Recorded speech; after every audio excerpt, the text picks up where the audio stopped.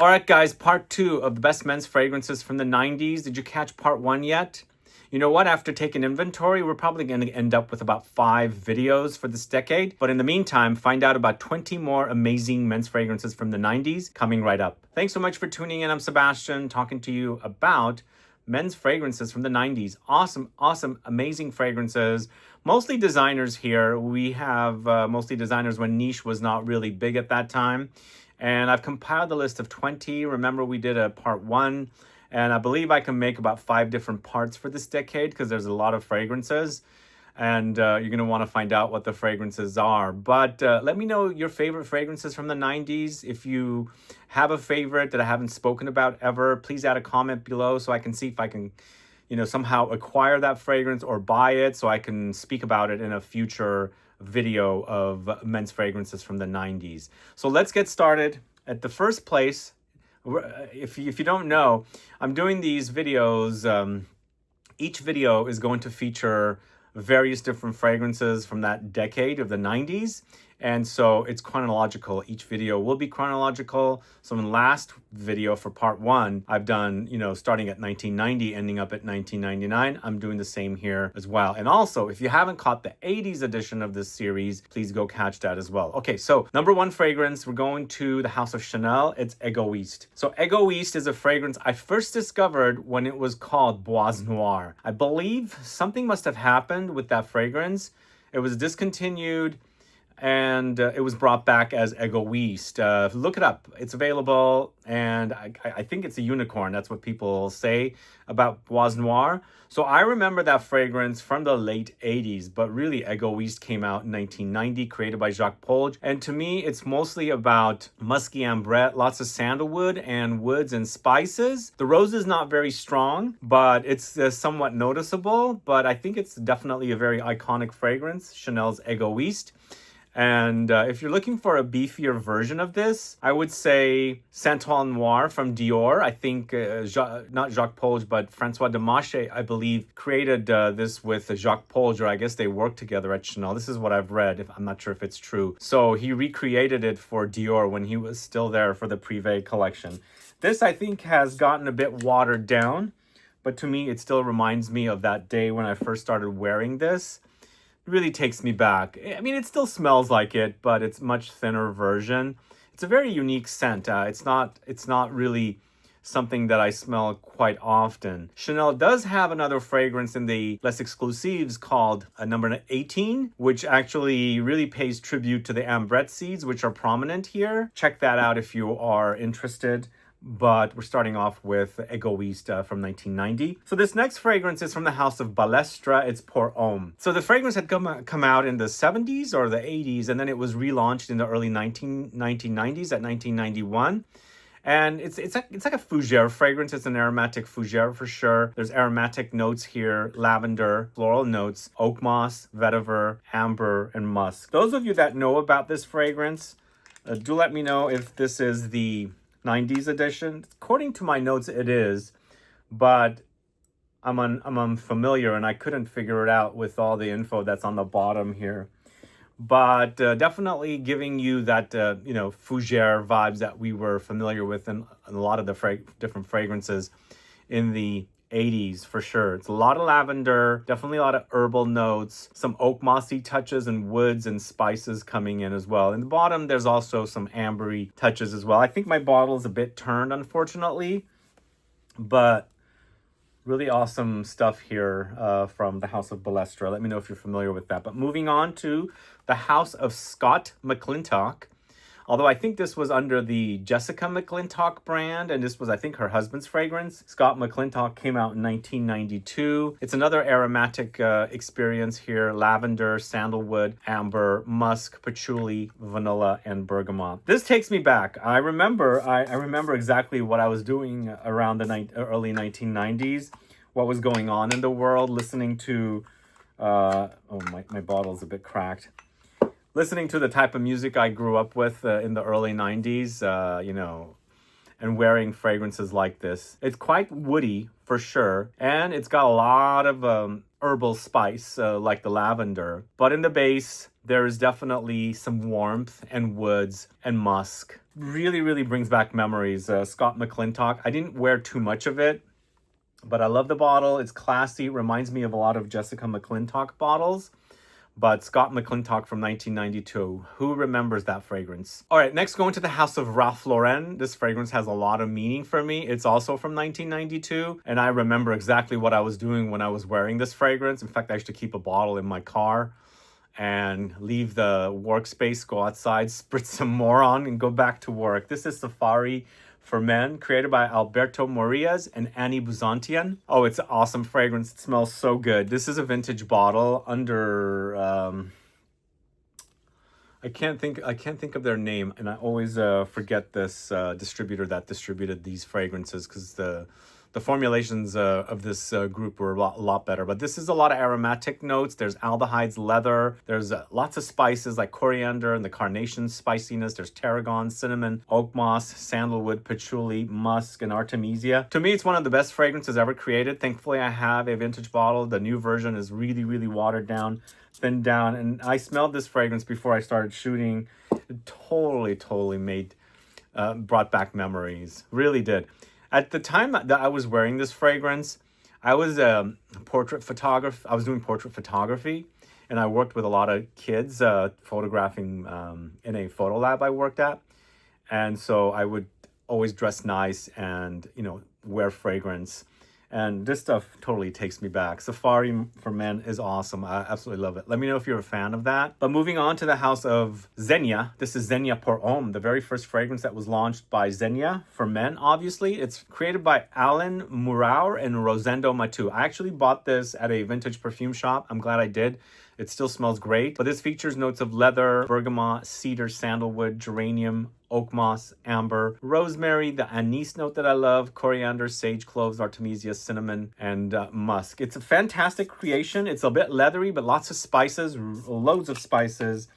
I never wore this in the 90s. It wasn't something that was readily available. Obviously, Safari for Men was readily available because Ralph Lauren is an American brand. But this stuff, I bought it because I really love the bottle, and I also love the way it smelled because I had access to it when I was buying it. It's a lot of herbal spices for sure, but there is a kind of a leathery undertone here. So it's getting kind of darker and slightly smokier, but it's who's who of spices up top, lots of spices. Now, out of all the fragrances I've spoken about so far, the Chanel is selling and the Ralph Lauren is still selling, but the rest of the fragrances sadly are discontinued. But I can only imagine how great this smelled when it was still, being produced. It's an amazing fragrance. And sadly, I don't know what's going on with ZEGNA's fragrances anymore. Nobody really distributes them. They got dropped by Estee Lauder because that was their distributor, like in the early 2020s during the pandemic.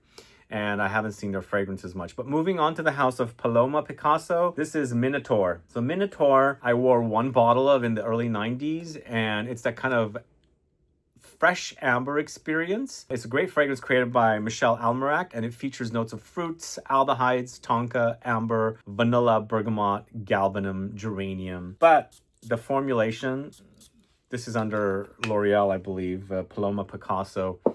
The reformulation has gotten so weak, guys. Extremely weak. I mean, you can sort of remember what it smelled like here, but it is so watered down. It just smells like sweet water, unfortunately. But there is a version of it that actually we featured in our scent club last year. Was it last year? The year before, actually. Wake Up World by PALOMA de Parfum is created by the same perfumer. And basically, he's recreated that formula into a really awesome fragrance. So if you're missing your Minotaur, created by Michel Almerac, he recreated it for PALOMA de Parfum with a fragrance called Wake Up World. It's awesome. Get that.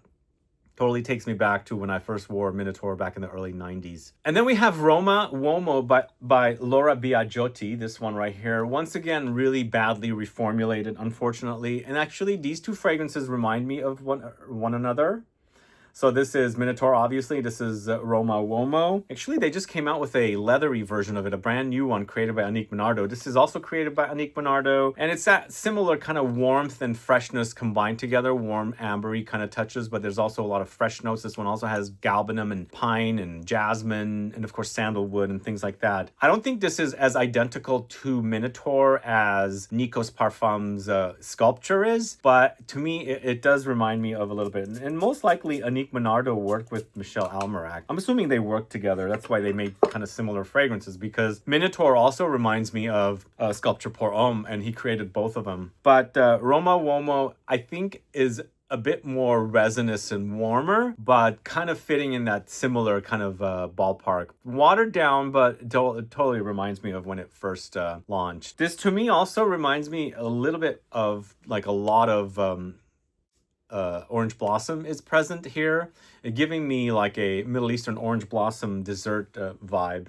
But that's Roma Uomo, created by Annick Minardo from the house of Laura Biagiotti. But this next one is a super awesome fragrance, launched in 1992. This is Cartier's Pacha de Cartier, the original. In fact, during the pandemic in 2020, they launched a parfum edition of it. They took the fragrance. It had its old school vibes, but it was modernized with an ambercinide note and also boozy touches. But this is a patchouli aromatic bomb. So amazing. It's created by Alain Verjus. Lavender, coriander, patchouli, mint, thyme, labdanum, mandarin, oakmoss, palisander. It's definitely very sexy for me. You know, the fragrance Balenciaga Pour Homme came out. I feel like it's kind of similar idea, not exactly smelling similar. Lots of patchouli, and that's what I love about it. But it's chock full of aromatics. You can smell the herbs. You can smell like a forest-like vibe with herbs created by herbs. And of course, there's the ambery, oakmossy touches in the dry down with the woods. It's so super sexy. I absolutely love this. And thankfully, the parfum reminds me of the original. But here we have a fragrance that is discontinued. It's one of my all-time favorite purchases. I'm so happy I have this. I wish I can get a large bottle. To me, this is a masterpiece. This is Joint Pour Homme from the house of Rocca Barocco. They don't make animalic fragrances like they used to, because the animalic ingredients are regulated and banned and things like that. The synthetic varieties doesn't smell as good as the real stuff, and I'm not advocating the usage of these, but when I wear an animalic fragrance now, it ends up being too shitty smelling, too crappy. But this is featuring civet, and man, it is so smooth. You can smell the animalic qualities, but there's a refinement about it, something super amazing. But like I said, this is one of the best fragrances. I only have a 30 ml bottle, and it's used up a little bit. As you can see, it's civet, tobacco, basil, patchouli, leather, labdanum, honey, bergamot, aldehydes, artemisia, carnation, vetiver. But if you haven't tried this one, I think this was kind of also, it's launched in the 1990s, but to me, it reminds me of a classic. It's more in line with something like Kouros and also the Chanel Antaeus. So it was kind of, I don't know, I never knew about this during its launch. I discovered it like during the pandemic when I bought a big haul of vintage fragrances. And I can't believe how good it's kept, how realistic it smells. So amazing. It does remind me a little bit of Kouros, but it's a fantastic fragrance, guys. If you haven't tried this, try and get yourself a bottle. Again, animalic fragrances nowadays, you have to have a very light touch. If you overdo it with the synthetic smelling animalic notes, it will not smell great. But this stuff, I can smell the real thing, and it is really divine, really divine. That's Joint Pour Homme from the house of Rocca Barocco. But moving on to the house of Versace, this is Blue Jeans, the flat Coca-Cola fragrance created by Jacques Cavalier. Of course, I didn't know who created the Joint Pour Homme, but Jacques Cavalier. You're going to see his name come up quite a bit here. This is, again, it reminds me of a flat Coca-Cola or a cola of some kind that's been sitting, and it's sweet, but it doesn't have the fizz left anymore. It's citruses, lavender, vanilla, tonka, bergamot, juniper, anise, carnation. So this is definitely a cheapie that you can still find. And Versace had done a ton of these jeans themed fragrances. I also love baby blue jeans. I'll feature that in this video, maybe even green jeans. But they had all of them, black jeans and red jeans and women's and men's. But this is just vanillic. It's sweet. It's spicy. And again, it's reminding me a little bit of flat Coca-Cola with a spicy kick. Let me know if you get that from Versace Blue Jeans. All right, and then we're going to the house of Jesus Del Pozo. This is Quasar. You guys familiar with Quasar? This is created by Christopher Sheldrake. I can't believe that he created this. I recently got to meet him. Amazing guy, by the way. There will be a video launched soon with him with his contribution to Spoturno, the brand that has just launched. He created all the fragrances. If it hasn't launched yet, it will launch soon. But going back to Quasar, it's banana leaf, fruits, bananas, lavender, rosemary, oakmoss, geranium, sage, cedar, patchouli, sandalwood. When I first saw the bottle in the 90s, in the mid 90s, I was like, that is the most futuristic bottle I have ever seen. Nowadays, it looks very retro, but the scent itself, there is a fruity edge, slightly tropical, but there's a lot of aromatics and spices in here as well. And of course, they're utilizing, like masculine notes, but unlike the 80s where it was all these masculine notes, the aromatics and spices and oakmoss and leather and things like that, lavender, this is kind of balanced out with fruitiness. So it's a bit easier. And that's what happened in the 90s, because in the late 80s, they started changing things around a little bit. And of course, they had the aquatic movement, and then they were starting to provide fruity notes, and just really a fun fragrance, I think. And even though this isn't a vintage bottle, I think it still smells great today. This is Quasar by Jesus del Pozo. I don't know if that's still around. It's Quasar by Jesus del Pozo. I don't know if that's still selling currently, but that is a vintage bottle, thankfully I have, and it still smells great today. But the next fragrance, sadly, it's reformulated to death. It's from the house of Giorgio Beverly Hills. This is Wings. Created by Carlos Benayem and Jean-Claude Delville, launched in 1994. We're in the 1994 year now, and this is lavender, green notes, amber, bergamot, jasmine, peach, clary sage, musk, geranium, and ozonic notes. And this is kind of like Giorgio Beverly Hills' answer to Cool Water, I think. But it's under Revlon, and this is a bad reformulation. Really, really bad. It's sharp and metallic, and it smells like laundry that's gone stale. But I don't want to say that. But at one time when I wore it in the mid-90s, I absolutely loved this fragrance. Really, really loved it. But they've butchered it up. Let me know if you're familiar with Wings. I really love the bottle too, but it's disappointing. I bought a current bottle. I don't have a vintage bottle of it. If you have a vintage bottle, what do you like about Wings by Giorgio Beverly Hills? But moving on to a fragrance that I think is a staple in the community. Sadly, it's discontinued now, finally. Estee Lauder killed Aramis. This is Aramis Havana, launched in 1994, created by Natalie Feistauer and Xavier Renard. It's a tobacco fragrance. It came in a blue bottle before. The colors of the label were more like what the color of the bottle is. But it's a tobacco, patchouli, oak moss, cinnamon, fir, mandarin, basil, carnation, artemisia, vetiver, caraway, sandalwood. And it was so great. I wore the bottle in the blue bottle. And then I bought this when Aramis relaunched all their classics. And thankfully I have all of them, but sadly they're disappearing. I don't know if you can find a bottle of Havana anymore. Get it, because it'll be gone forever. And I don't think Estee Lauder is in the market to relaunch these fragrances anymore, because they've been relaunched so much. But this is so good. This is more of a dry and leafy tobacco. It's not necessarily, to me, the smoked tobacco, so you really can smell that kind of dry leafiness. It's a bit musty, but I like that about it. It's very spicy. The patchouli is prominent. It's just a great creation by Natalie Feistauer, and she's still in the business. I know her personally, so she's created an awesome fragrance here in Aramis's Havana. Let me know if you're a fan of Aramis Havana. And then, of course, this is a fragrance I wore so much of in the mid-90s. This is L'Odyssée by Issey Miyake. I have a video on this, plus a few of their other recent launches. Go catch that video if you want to find out more. But it is reformulated, but at one time it was so super zingy. I absolutely really love that zinginess. It's gotten a bit flat now, like the idea of flat Coke I was just talking about earlier. But it is yuzu, lemon, tangerine, water lily, nutmeg, spices, sandalwood, vetiver, and amber. So it's very fresh and invigorating, and again, very, very zingy at one time.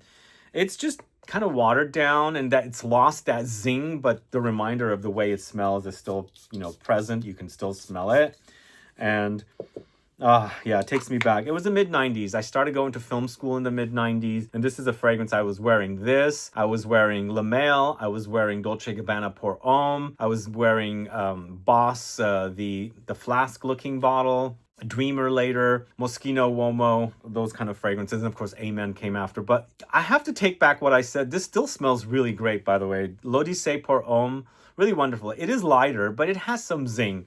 Although I think it has lost a lot of its zing, because I love that about this fragrance. It was very zingy because of the yuzu, but it still has some. So yeah, definitely check that out if you're looking for something fresh. L'Odyssée Pour Homme definitely smells great. But this next one from the house of Chanel, Opium Pour Homme. I am looking for an EDP bottle of this. If anybody's selling one, let me know. I mean, I'm not buying online, but I'm going to look around for an EDP, but I have the EDT. I remember during the pandemic, these were like being closed out. The Chanel website, the USA Chanel, I'm sorry, not Chanel, YSL website started, removing some of the classic fragrances, and I ordered 3 of the EDTs. I could just never find the EDPs. But once again, created by Jacques Cavalier, this amazing perfumer who is now the in-house perfumer at Louis Vuitton, did some amazing work in the 90s. But this is vanilla, star anise, ginger, Sichuan pepper, tolu, blackcurrant, cedar. It's the men's answer to the very popular opium for the ladies, and he did such a great job with it. And it's star anise. I love star anise, or anise in general.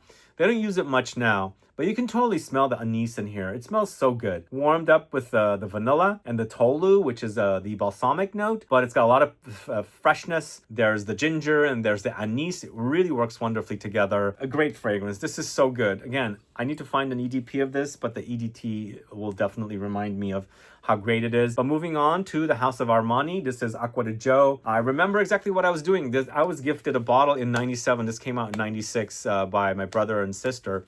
And once again, it had something robust about it. Like eau de toilette fragrances back then were so strong, and they just were so robust.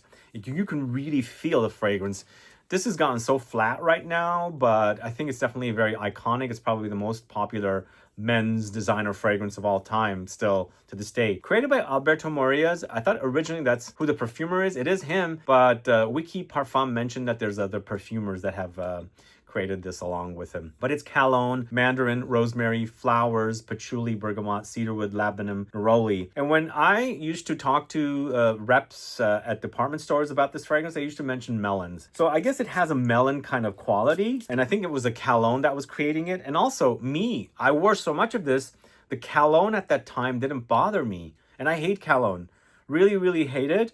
And thankfully, it's there, but I don't know, maybe since a lot of the ingredients have gotten thinned down, the cologne comes up a little bit more now, so it's a bit more pronounced. But at that time, there was so much surrounding the cologne.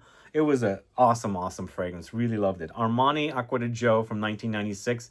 Awesome fragrance, I think, but you know, some of the flankers are much better right now. But moving on to the House of Azzaro, this is Chrome from 1996. So it's a tea fragrance, but it was called Chrome, and it was a metallic take on tea, because for me, tea is always so smooth and comforting, whereas metallic fragrances are sharp and piercing. So it had kind of like both of those kind of qualities going for it, but it's musk, bergamot, ginger, green tea, watery notes, sandalwood. It was very popular. And again, once again, it's a 90s fragrance, so it has lost some of its, metallic qualities. It's gotten softer. It's gotten softer for sure, but there is a metallic edge about it. It's a lot of the tea creating something with the ginger. It's got a sharpness, but I almost feel like there's also some aromatics in here which I haven't found listed, because usually aromatics like herbs and some citruses create this kind of a screechy metallic quality. But it's a great fragrance. It's definitely a very iconic smell. I love it. Azzaro Chrome from 1996. All right, and then the 18th fragrance we're talking about from 1997 is from the House of Youp. It's What About Adam? What do you guys think? So I bought a vintage bottle of it, because it's discontinued. Some of the databases say it's from 1992. Some of them say it's 1997. Which year is it? I think it's 97, but it's created by Khalees Becker, who's over at Givaudan. I think this was a flop. I don't think it's very popular because it has tomato leaf as a note, along with lavender, grapefruit, mint, geranium, oakmoss, vetiver, and labdanum. So eventually it gets amber in the dry down with lots of aromatics and spices up top and that herbal quality of the tomato leaf up top. I think it's a very unique fragrance. I love the smell of tomato leaves. I could see why this would flop because it's not very popular. But Sisley has a fragrance called Eau de Campagne. That's been, created by Jean-Claude Alain in the late 70s. That's been selling since the late 70s. So maybe it's not really a mass market fragrance like this was trying to be. And I think the tomato leaf might have rubbed people the wrong way because it does have that kind of bitter herbal quality. But to me, it's so fresh. It smells like a garden. Really fresh and invigorating because there's a lot of freshness, and it's the grapefruit that's providing some of that zing, really meshed with the tomato leaf's herbal qualities, bitter, and then the lavender's bright aromatics together, and the mint and geranium. It's really, really great. Let me know if you're a fan of What About Adam. I don't know about the name though. What do you guys think? Next fragrance I'm talking about is from the house of Clinique. It's Happy. It is really a happy fragrance, guys. Launched in 1999, created by Annie Buzantian. Lots of citruses here. Mandarin, lime, yuzu, calamendin, sea breeze, snow accord, cedarwood, linen, guaiac wood, cypress. This one, once again, was so super zingy with the citruses. There was, like I said, in the old days, before things got reformulated, there was some robustness about the fragrances. They acted differently. Now they've gotten a bit flat, like how Coca-Cola does. So I don't experience it as much with this, but as a smell, it still reminds me of the fragrance I remember in the late 90s when I think I wore it in 2000 and 2001. But it's a juicy, citrusy fragrance. Really fantastic, and it'll remind you, it's also a bit like a soda that doesn't have a lot of fizz, but a soda with a lot of citruses, the juicy kind, because there's a very juicy, sunny experience here with Clinique Happy for Men, that if you're still looking for something like that, it still smells great today. Not the best, but totally reminds me of the original. Such a great fragrance, Clinique Happy. And then the last fragrance I'm going to talk to you about is from the house of Cacharel. It's Nemo. So I was at Fragrance Vault in Lake Tahoe. I don't know if you guys ever come to California. I don't know, some of you that live in California that go to Lake Tahoe. Stop in and tell them Sebastian sent you, because they have amazing vintage fragrances. And I buy vintage fragrances. I've only been there twice. And the last time I was there earlier this year, I bought Nemo by Cacharel. But I went during the pandemic in 21. I bought a ton of fragrances. I love them. But I'll keep going there because I have family between here and over there. So every time I go, I'm going to stop in and buy a vintage fragrance. But this was one of my favorite bottles of all time. And I never had one, so I bought it. It was around $200. It launched in 1999, and it's created by Jean-Pierre Bertouard. It's leather, cardamom, nutmeg, lavender, pepper, labdanum, caraway, vanilla, carnation, cedar, patchouli, geranium, and jasmine. Who's familiar with this one? It's a spicy leather fragrance in the end, but such a unique bottle. What do you guys think? And you can see the juice in there. Now that one, and then also the bottle for Fuel by DKNY, which I do not have, I think were two of the most unique bottles from the 90s. But this is leathery, but very spicy. Super, super spicy. It's almost like the spices are covering up the leather, but the leather appears when it's drying down. It's lots of woods as well, but lots of aromatics and spices with the leather. Really awesome stuff. But I think the bottle itself is probably too expensive to create. Maybe that's the reason why it was discontinued, or maybe it just people didn't dig the smell. But that's all I have for you today. 20 fragrances from the 90s, 20 more fragrances from the 90s. Remember, I said probably going to make about five editions of this video, maybe even 6, because there's a ton of fragrances that launched in the 90s. We'll see. I'm gonna have to acquire some of them or buy them, but stay tuned for part 3. But in the meantime, let me know what your thoughts are on these fragrances. Do you enjoy them? Do you have them? Do you wish you had them? Or let me know what fragrances you want to see. Like, some of the people were mentioning some fragrances that they want me to talk about. If I don't have them, I can't, and hopefully I'll compile a list of fragrances I don't have from the 90s that I can't talk about, because you guys have been pushing me. But there's one right here that it launched in the 90s, Kenzo Jungle. Is it Kenzo Jungle? Is that what it's called? I'm drawing the blank. Yeah, it's Kenzo Jungle. We'll talk about that in the future as well. But in the meantime, let me know anything else you want me to speak about. Add a comment below and let me know about these fragrances.